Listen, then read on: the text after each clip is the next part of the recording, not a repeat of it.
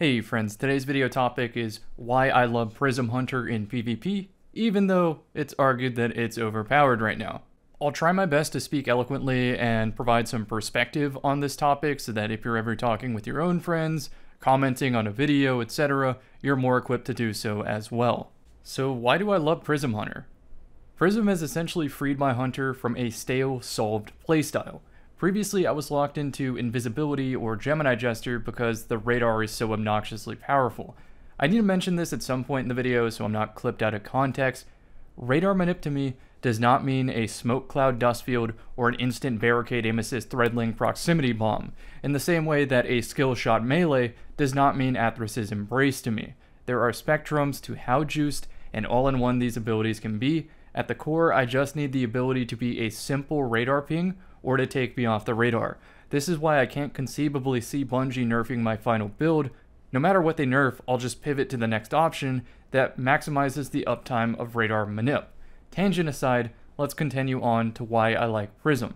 The next most recent evolution in the game was when Strand was added. It added the possibility of clones and grapple speed to make plays, and now it's even better with the new clone exotic boots that give pseudo invis. Prism now offers so many more combinations to beat the radar while also maintaining an out to supers and other power spikes that annoy me and other players. Now I can competitively experience all the hunter exotics beyond Stompies, Gemini, Omnioculus, Dragon Shadow, Wormhusk, and Bakris. Those are the ones that come to mind right now. That's what makes me excited. There is so much potential for sick plays. Take the background gameplay, which might feature some stompy gameplay. We're just going to rewind this moment. So jump, ascension, shoot, grapple, cancel to get the extra jump, and shoot again. That is wild that you can do that on the Prism subclass. And that's just scratching the surface. There is so much more that you can use much more interesting exotic combinations. All that being said, right now it's completely understandable that the conversation is focused on how annoying Prism Hunter is rather than the creative potential it brings. Let's talk about what I call the illusion of choice. In the past, I preferred the fixed subclass trees because it gives an easier time for the devs to balance the value. When players are given choices, they often land on the exact same strong options. Meanwhile, the devs have bloat to balance around, so in a way, the freedom of choice can lead to less viable options. That isn't always the case though, and I'm very thankful to be able to express creativity in my favorite competitive loadouts. While there is some crossover with other high-skill players, I appreciate being able to choose specific options that enhance my personal playstyle. It's also fun to progress the meta past a stale point. I remember back when I scrimmed a lot, Invis was more popular back then, and I ended up running Gemini, Explosive Knife, and Swarm Grenade to cut off their Invis routes so I could coordinate a Gemini no radar hit with my team. That's when I realized the value of Swarm Grenades at a high level. Repeat this process with many strong teams, and I've learned to value Blink, Invis, Grapple, Clone, Smoke as toolbox playmakers. Prism offers all of these options at the same time. I feel like the Avatar when I combo all these lessons learned from scrims into a new play that previously didn't exist. Now fast forward to today. The Swarm Grenade that I already valued was buffed. The Smoke Melee that I already valued was buffed. Now think about aspects. There's two obvious paths as if this was a skill tree to go. We have Clone and Slow to get more value out of the clone, or Ascension Stylish to save the dodge as an Ascender. Most players know the former is the stronger of the two.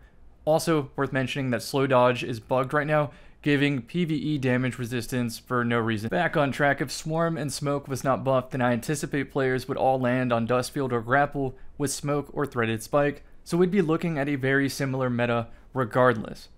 And I'm not surprised in the slightest that players are gravitating towards these same obvious combinations right now. So while Prism is solved right now, I'd still argue that vanilla subclasses all have value that Prism doesn't step over, which was surprising considering the stasis launch of the past. So let's look at it. Void has neutral invis, a better radar, and reversal fragments like Devour and the Overshield. Solar has one-hit kill skill shot throwing knives, ignition, and better radiant. Arc has extendo melee lunge, feedback instinct melee boost to get better melee kills, amplified damage resistance dodge. Stasis has infinite descend dive with the shatter dive, and gargoyle grenades you could place like a glacier on the ceiling, get a weird snipe angle. Strand has a descend dive, grapple points to have better grapple economy. You get AE and handling using a grapple with threat of ascent. In essence, all of these subclasses offer a competitive build that keeps up with Prism, and this isn't considering Warlock and Titan, which each have strong builds respectively. It's just that, out of all the S tier builds right now, I'd argue that Swarm Wombo combo into Clone Evade is the easiest playstyle that springboards the player into accessing competitive play or a higher skill bracket. Previously, we had Threadlink spam that took the mantle, and before that we had Wish Ender, and before that we had Storm, Nade, Sight, and Rampart. What I'm getting at is that no matter what Bungie hits with balancing, this doesn't always mean nerf, by the way. The vast majority of players need to run the easiest bang for buck options to keep up with players piloting the really abusive builds that aren't as accessible. It's always rich getting hate mail from the flavor of the month build. For example, I guarantee that Final Warning users get some visceral hate mail from Wormhusk clone smoke swarm hunters who don't yet understand that there are other options that are harder to use that get more value in specific situations. They're too much of a noob to realize why they're choosing to run their own abusive build without putting in the work to get value out of the thing they think is strong. Each skill bracket has its own meta based on players that realistically get value out of the strongest options. For example, in copper low skill brackets, you might not guess that Osteostriga SMG is absolute meta. The reasoning is that aiming and movement is difficult for those players, so they choose a gun that both helps them aim and punishes stationary opponents. I'm sure in the copper brackets, there's a Stag, Arxel, Osteostriga, Warlock, Demon that gets absurd hate mail from your typical Jotun user. It's all about perspective. And all that I'm saying is that most of us are tunnel visioned on the meta that immediately affects your bracket.